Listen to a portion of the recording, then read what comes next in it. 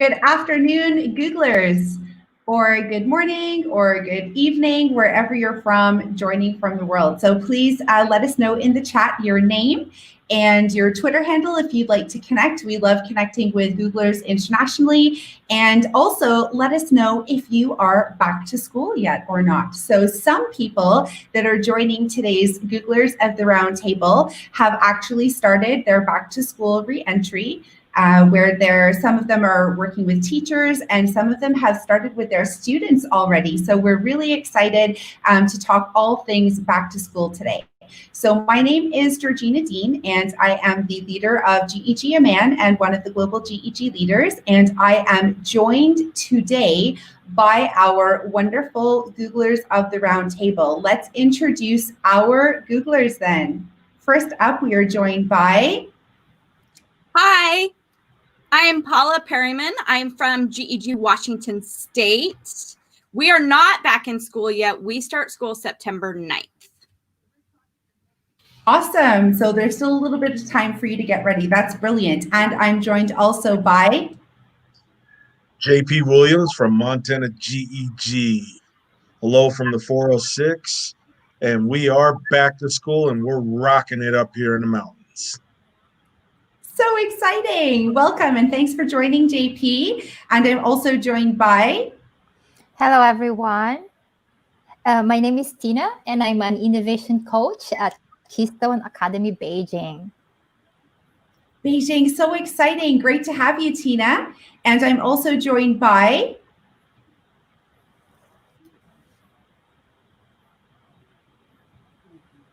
No, that way.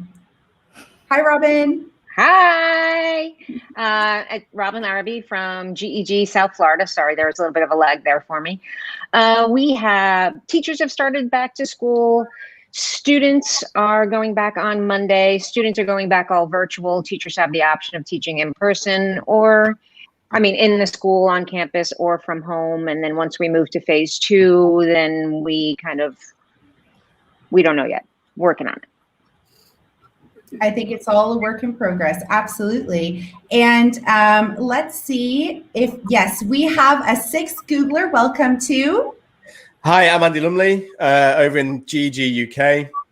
We go back to school on Tuesday next week, full return, all kids, all staff. So we will see how that goes and see what happens.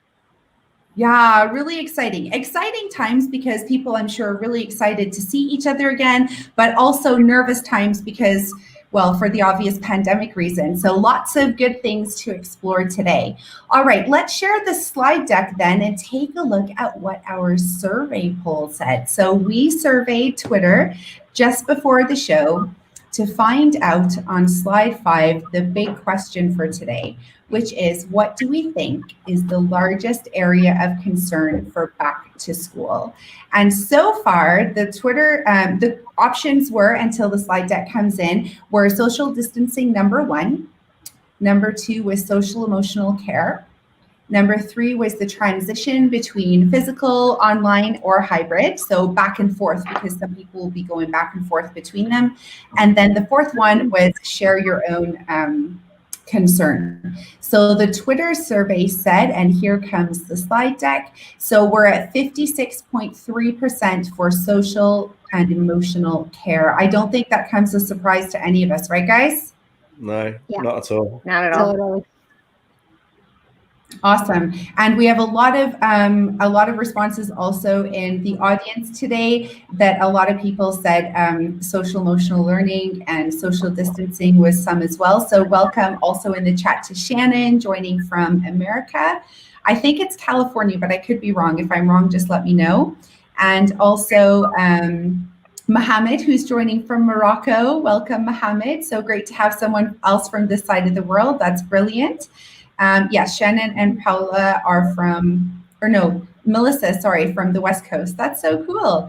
All right, so let's dive into today's roundtable, guys, all surrounding back to school. So our first question for the day is, how has COVID-19 impacted you as an educator? And what impacts has this had on your practice, your classroom, and your students? So we could take the had as what could be as well. So who would like to start? I can start. I'll start off with at least the first part of that question. How has COVID-19 impacted me as an educator? It has really forced me to stretch my boundaries. It has forced me, and I say that both positively and negatively, to really change things up. And I'm very happy with some of the changes, of course, because you can't grow without change and you can't change without growth. But then I feel suddenly like under pressure, the type of pressure that I've never felt before. And that comes from all different areas of education, you know, from the way we have it structured here, at least in Florida, is from like the superintendent on down. Things are just changed.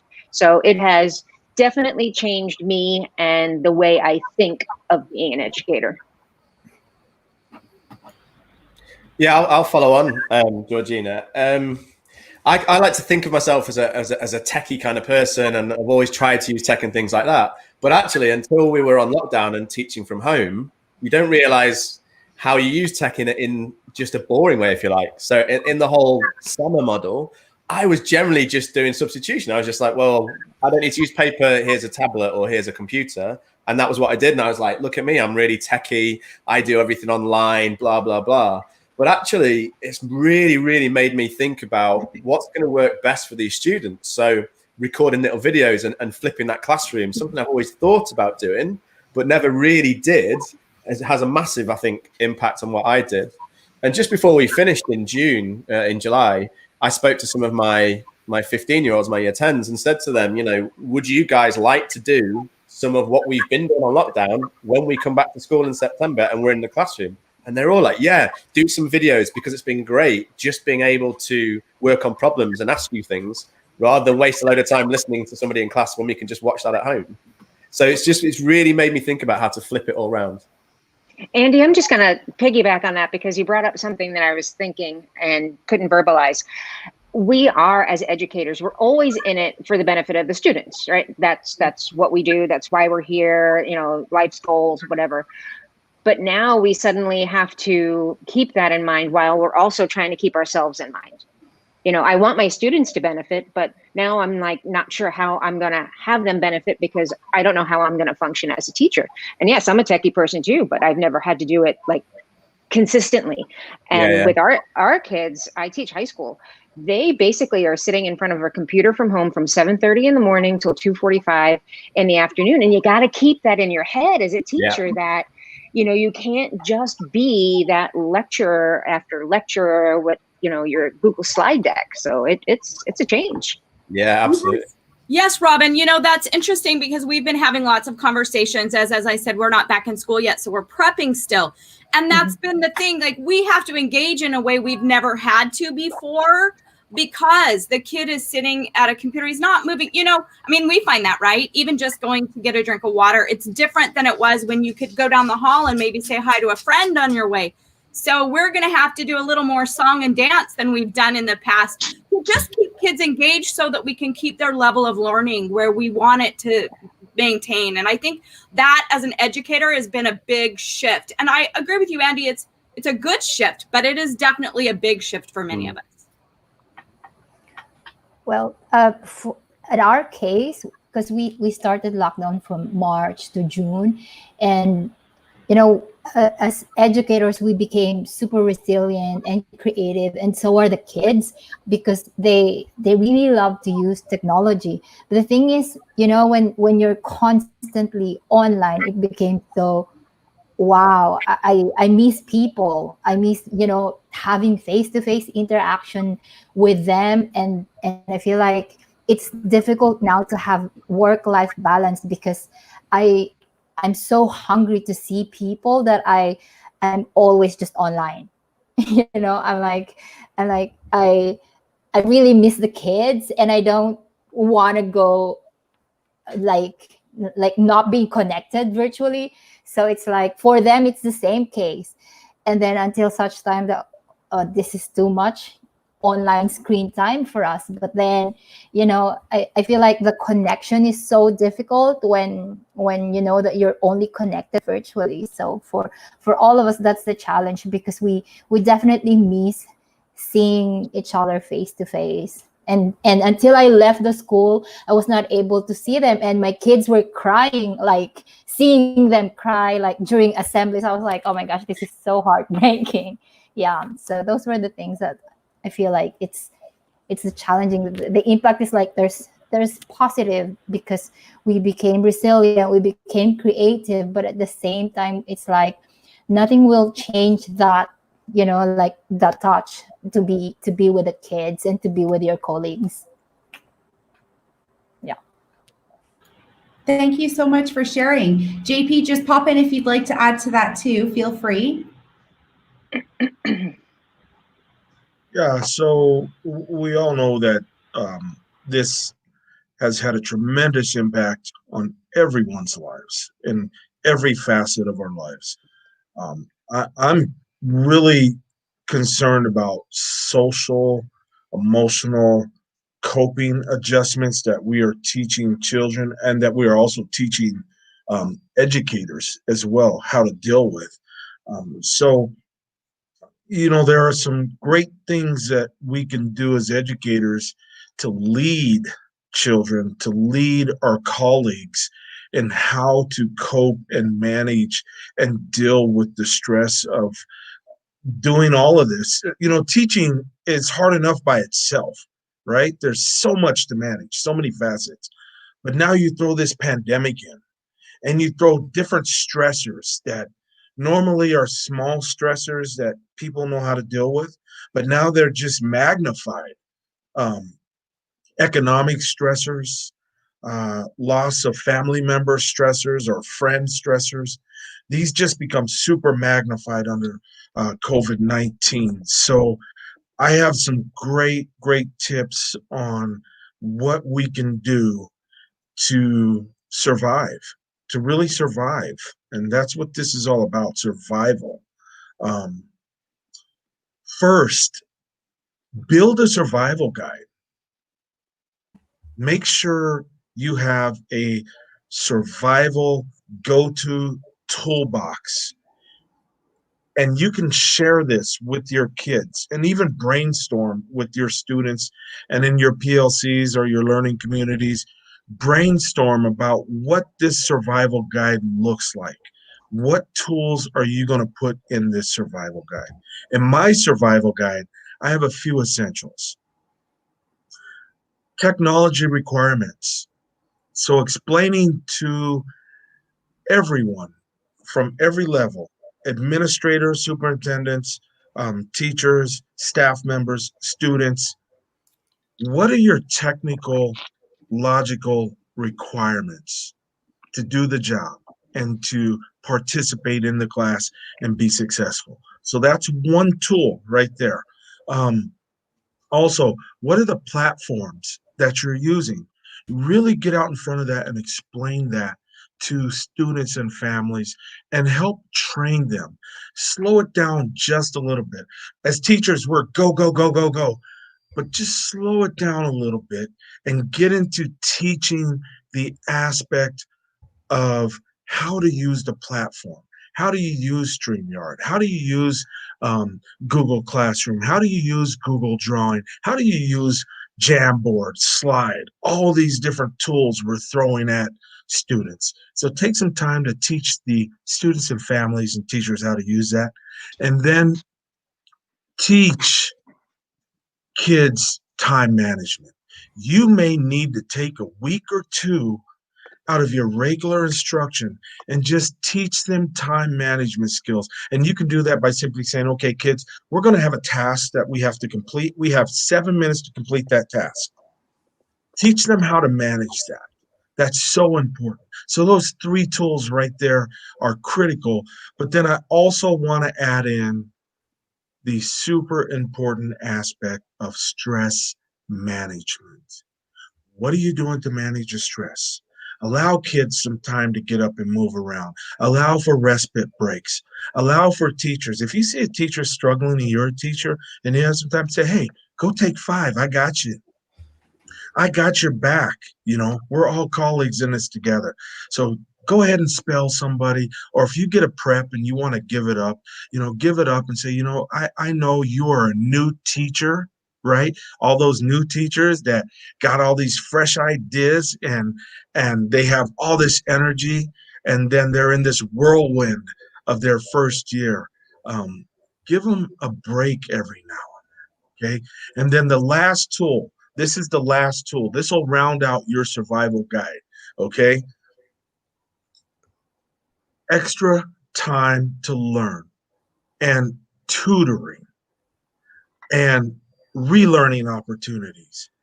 I can't stress enough that academic support for children, the additional academic support for children, is going to be the difference in your success level as an educator and the success level of the children. So there it is. That's my survival guide right there. 5 basic tools that you can put in there. I'll just go back over that real briefly. Technology requirements. How are we training to use the platforms? Time management for skills of online learning, managing your stress, taking a walk, taking a break. And then the last one was the additional academic support, okay? So there it is right there. That's your survival guide. If you need help, reach out to me at Montana GEG on Twitter, or you can reach any one of the global members, and we'll be glad to help you build out that survival kit. No problem. I think I love that. I think And- part of it too with the survival guide, and maybe you can help me with this, JP, because I know that teachers that I know are struggling with this concept that we are going to be online, right? Well, we're starting virtually, which means that we have computers that are open all around the county with people who may not be people we want to listen in on our lessons. And I hate to make it sound so negative, but sometimes we have those parents that are going to be on that side of the laptop listening to everything that the teachers are saying, and then the scrutiny comes into play. And as a teacher, because I'm a full-time teacher, classroom teacher, so I'm not a tech coach, I feel this way too. Like, what happens if that one parent says, no, you're absolutely wrong, and you can't do it this way? So I'm so glad you brought that up, Robin. This is an issue you have to address. And I got out in front of this real early with our state leaders, with our district leaders, with our school leaders, and our teacher leaders. So you have all these range of leaders, right? And we really worked hard with our community of parents and guardians to really educate them about what's acceptable and what's appropriate and when it's appropriate, and the timing to question what a teacher's doing, or to really want to have a conference and say, I don't believe in this philosophy. Well, teachers are the expert. We go to school for a long time to do this, right? And you have to get licensed and you have to take these tests, and teachers are the experts. So make sure that everybody understands our teachers are the experts, our administrators are the experts, and 99% of our families are going to do the right thing, but you have to educate them. You have to clearly expel what the expectations are if they are going to be visiting into an online classroom.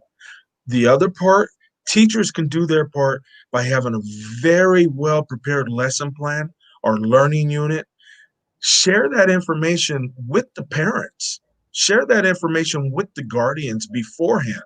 And be 4 to 6 weeks out. Usually we're a week or 2 out on lesson plans.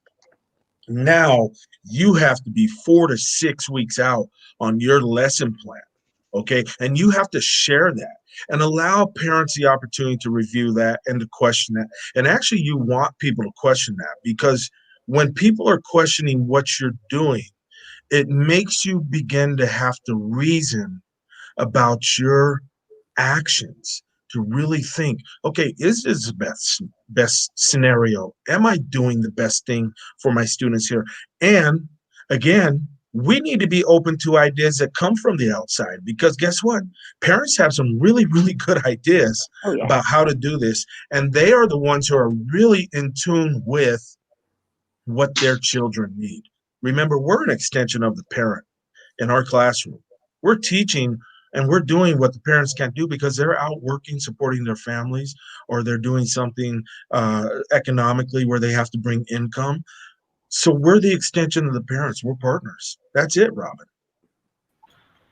Yeah, and I think to add to that just briefly, one of the things that we can do as educators, as education leaders, is one of the pieces that JP said, train the parents. So we picked, like we said, we're going to pick like 4 core. Everybody's going to use K-12. Everybody's going to use Classroom. Everybody's going to use, and then we can create training for parents on those course things.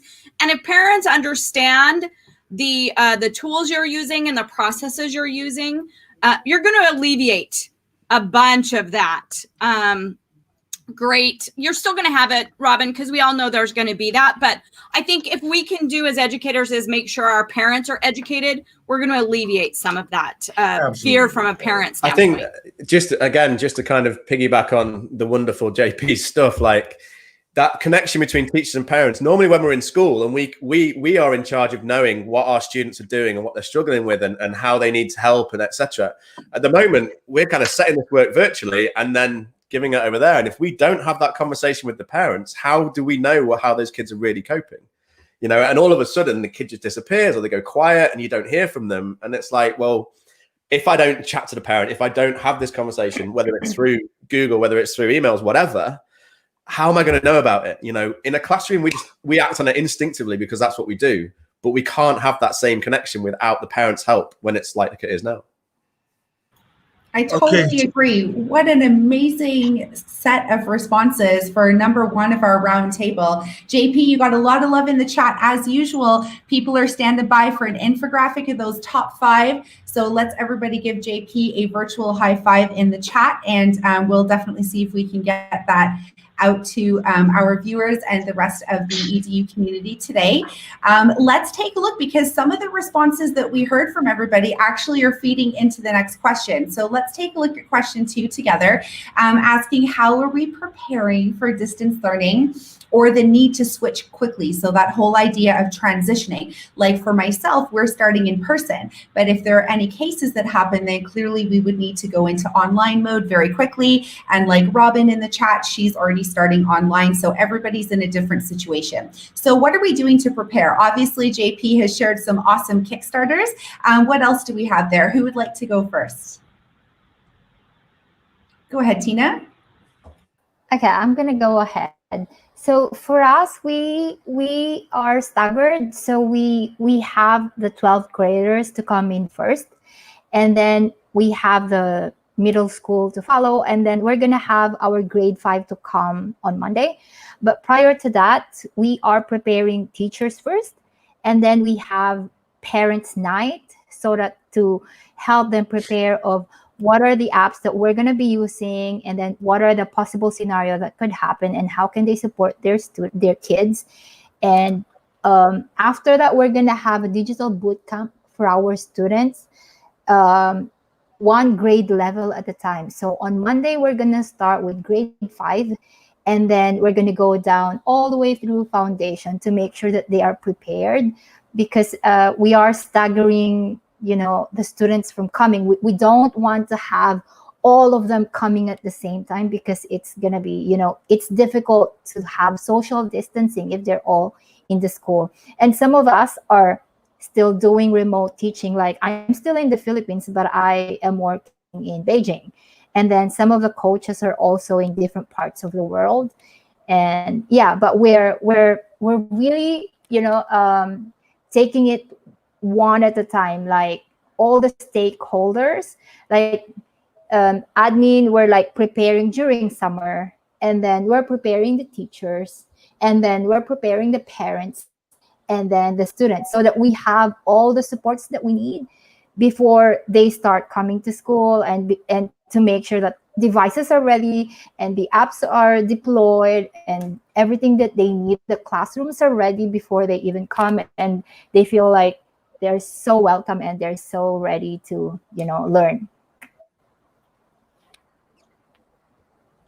Yeah, I think I love that. I think for us, we're same as you, Georgina. So we're full return, and then with the advice last night, at whatever hour the government released the latest advice here, you know, if we get a case, it could be a whole year group that have to then stay at home for 14 days. We might have to alternate which year groups are in school for 2 weeks and then they're off for 2 weeks. At a moment's notice, it could just happen.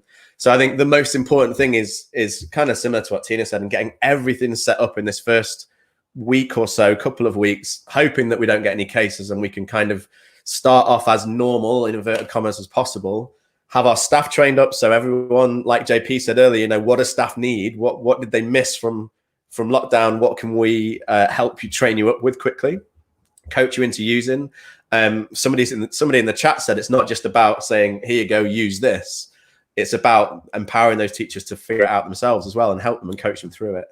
But getting the kids, you know, my biggest worry is the new kids to the school. So I have a year 7 form, first year of high school, and about half and half of them have been at our school before in the junior school and half of them are new. And it's those new ones who are coming from completely different places. And maybe in their schools, they didn't have devices and lockdown was a lot different for them. We need to get those guys up and running as quick as possible with Classroom, with their toolkit, everything, just in case the worst happens, you know. So it's going to be a mad couple of weeks. Yes, Andy, I know exactly what you're saying, and it's something that we've been talking a lot about, right? Because once you get your kids and your staff all up to speed on using the digital tools, if that becomes their norm, then flipping that out of school, in school switch will be pretty easy. It is everybody in the party embracing this new normal that is, you know, using your devices more effectively. We've been pushing this for years as tech leaders, right? But now people are like, oh, for 5 years, you've been telling me I should be doing that, but now I guess I really should be doing that. But once we get everybody up, that flipping back and forth will be a kind of just almost seamless. And then when you have those handfuls of new kids, then that will just be kind of an easier thing to do because you'll be dealing with those small groups. I think too that there's no. Sorry, Robin. I was just very go. quick. And then John said in the chat, I think, you know, one of the bonuses of this lockdown was all of a sudden you had hundreds of staff using technology who had been a bit, well, I don't need to do that. I've taught for 30 years. Well, now they have to, and it's been amazing. I was just going to say that we had a discussion the other day at school that we're learning all of these awesome new features of technology that a lot of people weren't used to using before because we have to go virtually. Well, there's no reason why you can't continue to use them when you do go face to face. And hopefully that just makes the transition that much easier. I mean, I've always used Google Classroom in my physical classroom. You know, it was just, for me, it worked out. And I'm hoping that, you know, maybe now people won't start with pushing away technology just because the students will be present at some time. And we know we have some interesting comments in the chat, guys. Lots of interaction today. It seems to be a hot, googly topic, that's for sure. Shannon is saying that also she's struggling with how do we approach to teach students to be good virtual learners, right? And it comes back, as all of you are saying, like, how were we teaching and learning before the pandemic started? And how do we continue and take all of those silver lining elements and make it a meaningful learning experience for our students? Shannon was talking about virtual learners, and so the idea too about digital citizenship, right? And those things that we've been teaching everybody from day one on how to be positive digital citizens in the world when online. Definitely a good place to start there. So thank you for that. Robin also would like to add about relationships first. Go ahead, Robin. You know, I always took the first couple of days to get to know my students, and I rely so heavily on my teaching through establishing those relationships with the students, you know, because the level of trust rises exponentially when your students know you and you know them. And just down to the basics where, you know if little Johnny is lying to you because he has a pattern of lying, or, little Johnny isn't lying to you because he never has done that before. So we need to, and I'm taking my whole first week, which a lot of educators are like, oh my God, you can't waste a whole week, but I'm taking the whole first week in activities of how to get to know my students now that I can only see them through a screen, because I still want to have that relationship with them. I still want to have that level of trust with them, and hopefully they'll have it with me as well. Yeah, I love that. Relationships are key. Go ahead, JP. Robin, you're so right, and I love you have your little tiara on as a queen today. So here's an idea. You know, since we have a queen with us today, this is what you can do as a teacher. So your student is the king or queen, right? And every king or queen has a great support group. They have security, they have cooks, they have maids and waiters. So, how are you building your support group for your student? Is there a peer? Is there a peer mentor that they have, or even a couple peer mentors? Is there another educator mentor, your guidance counselor, your psychologist, your school psych? What is the support team that you're building for that student? And then I love what you said. You're taking a whole week. You're taking a whole week to slow it down and just say, hey, let me see who you are. You know, let me learn about you and let me find out what your needs are. I would say take with the little guys, you know, if they're under high school age, a week is probably appropriate. But if they're younger, you might need 2 or 3 weeks. You know, a child is going to tell you something, you're going to go, what? I can't, that's not true. But why is that child telling you this? They need attention. They need your love. They need support. And just know the more you reach out to families and parents, the better your relationship is going to be, because children may be embarrassed to tell you, well, you know what? Mom and dad have been out of work for several months and our washing machine is broke down, and so this is why I'm wearing dirty clothes, or I can't buy the hygiene products we need, or I don't have the food. Really go all out this season, guys, and reach out to your community resources and see who can help donate to your classroom. You know, who can help bring toothbrushes, toothpaste, who can help bring deodorant, who can help supply new school clothes for children, especially, and I want to just throw this in there, we really, really have to come together as a global community. And we have natural disasters and things that are going on, especially in Louisiana. And I think about Bonnie down in Louisiana. Guys, it's going on 3 days after the storm, and we need to make sure our neighbors and our friends, our loved ones down in Louisiana, we need to make sure they have water, they have clothes, they have food, they have supplies. Let's get our schools activated now to go out and support. And there's other places in the world that needs our support. So if you're in that region, reach out to Global GEG. I'm sure our team is going to help. I know that. So support team for the queen, Robin. All bow to the queen. Right? I wish my family felt that way about me, JP.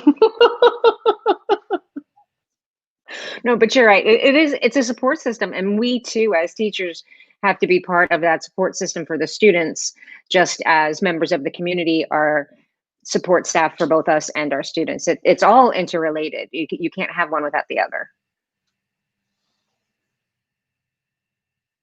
I think that's great, guys. And this segues nicely to question number 4, which is what are our back to school essential tools for starting the year off great? So obviously, since we all agree, along with our Twitter poll folks who shared that social emotional learning is definitely going to be key, at least for this first part of back to school, what are some of your favorites? What are some of the essentials that we can share with our viewers to help them kickstart that part of back to school?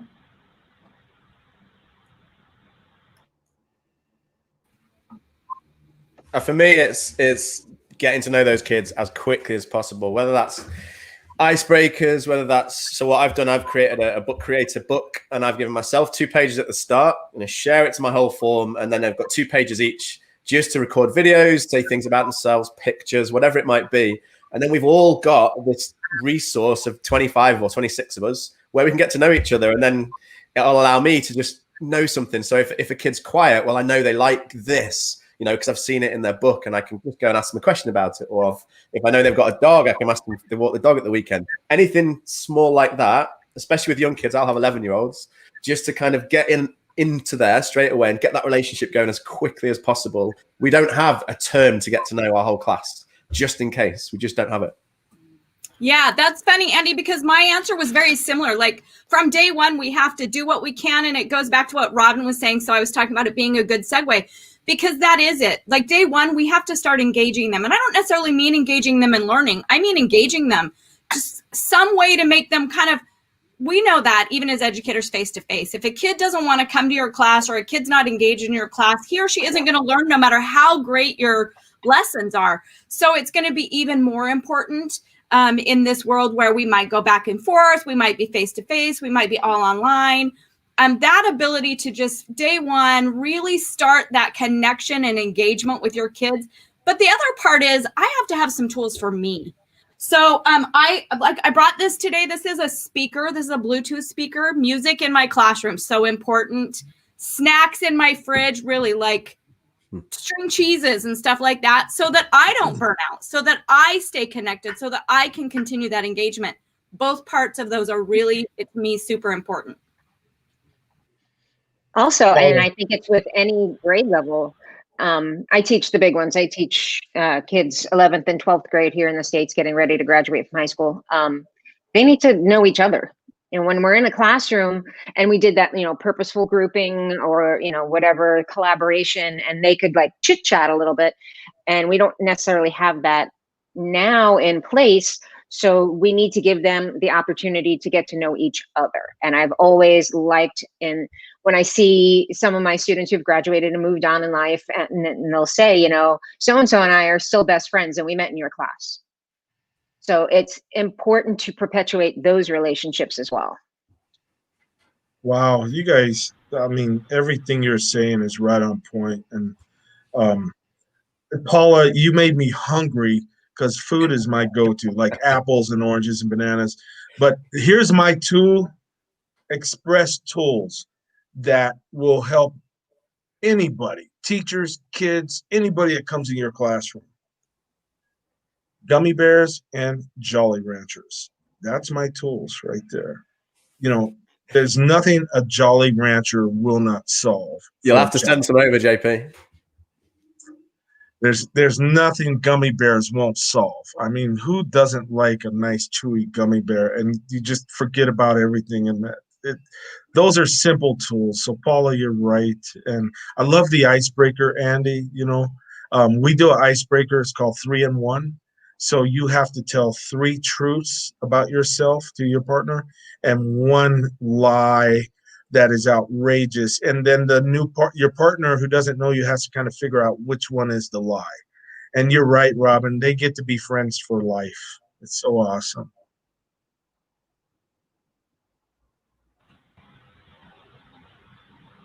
So this is our last question, guys. Do you want to add on to that? I'll go last. Go ahead, Tina. Thanks.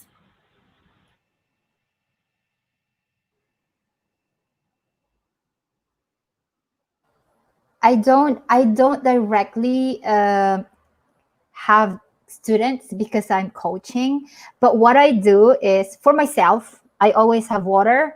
I start coffee in the morning, and then I have my ukulele in case I need to switch off like for 5 minutes so that I don't get burned and have too much of screen time.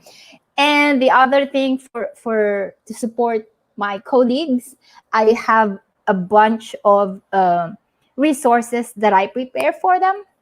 And then I'm curating contents for them so that if I need to troubleshoot for them, I have something handy with me. And then we also schedule some office hours for them so that just in case that they need to see us and they need to connect with us because there are some troubleshooting that they have to do for their classrooms, then we are there for them, even though some of us are virtually there for our colleagues. And for parents, as I have mentioned earlier, we host Parents' Night. Like at the beginning of the school year, we're doing it every week just to make sure that they are supported. And so when needs to connect with us, then they know that they can always come with us. So those are the things that we try to support students, parents, and educators. I think one of the most essential things to start this year off with is having a realistic view. You know, none of us, at least that I'm aware of and where I'm from, none of us has taught virtually before.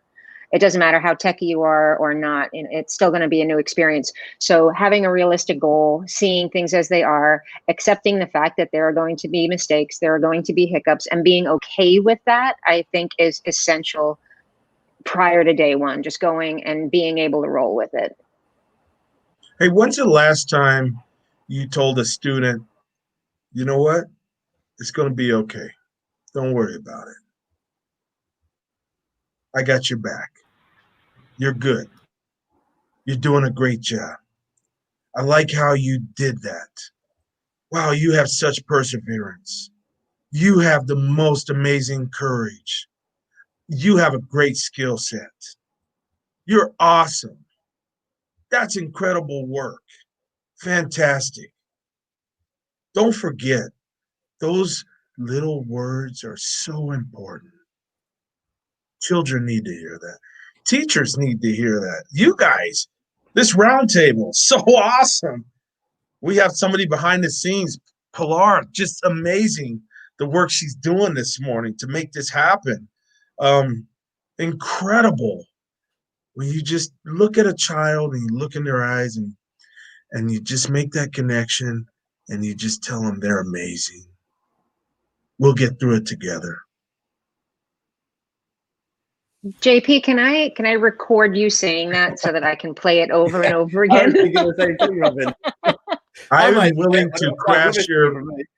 I'll crash your virtual classes anytime you need. All right, next Friday. I got you. I'm just saying we did just record him True. saying that, so Yeah. we kind of can. My final thing to say would be everything JP just said, but I think looking after our staff is massively important. And if that's in person in school, it is recognizing when somebody's either working way too hard because they're trying to get everything done, whatever it might be.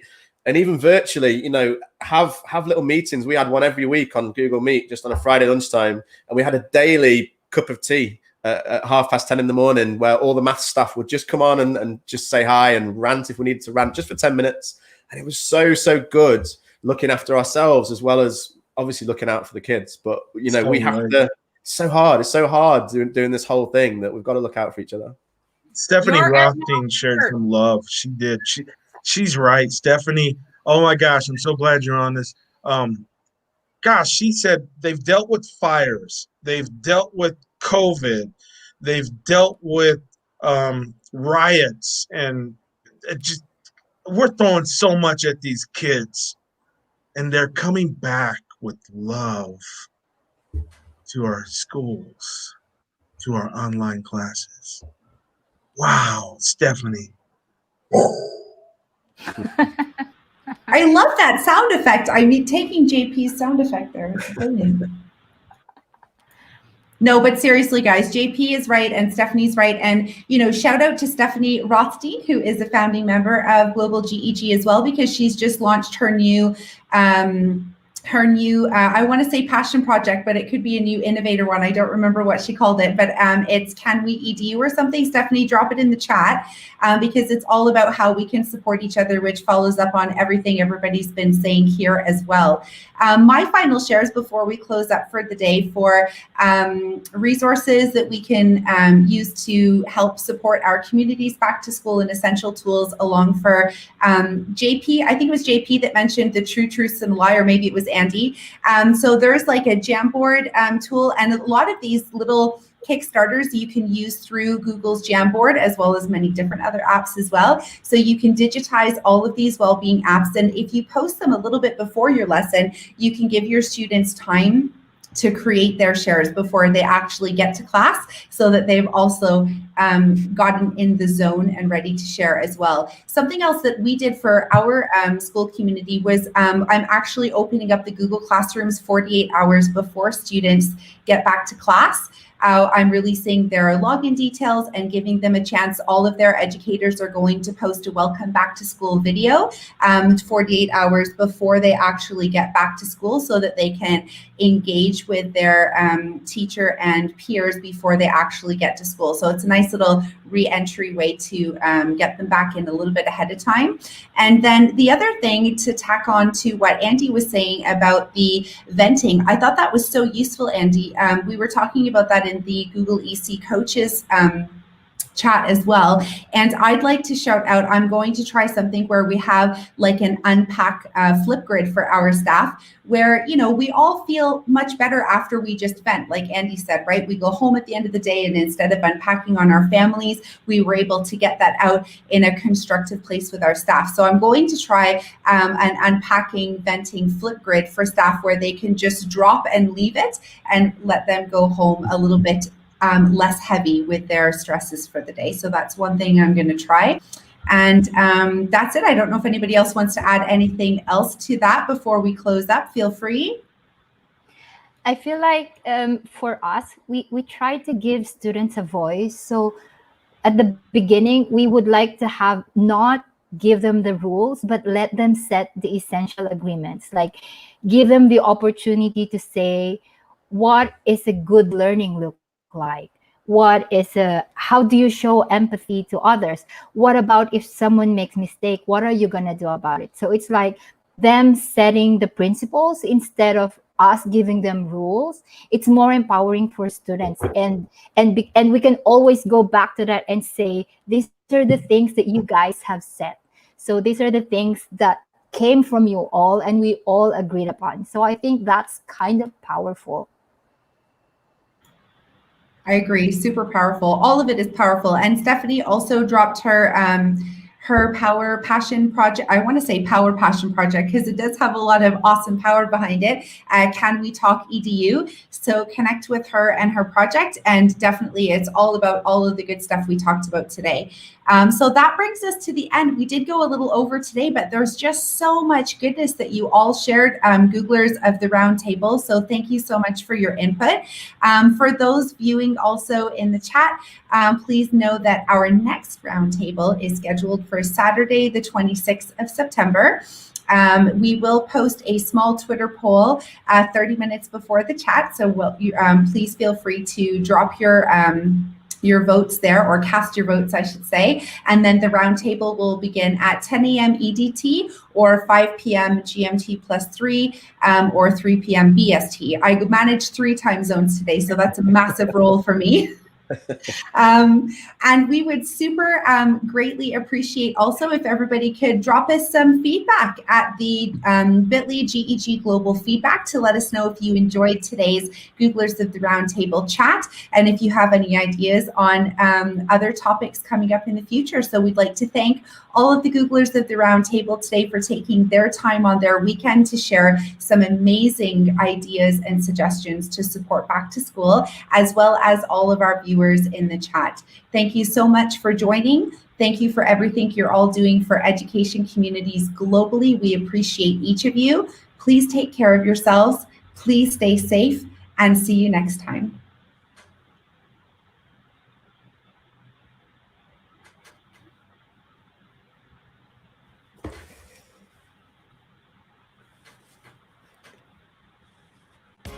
Thank you.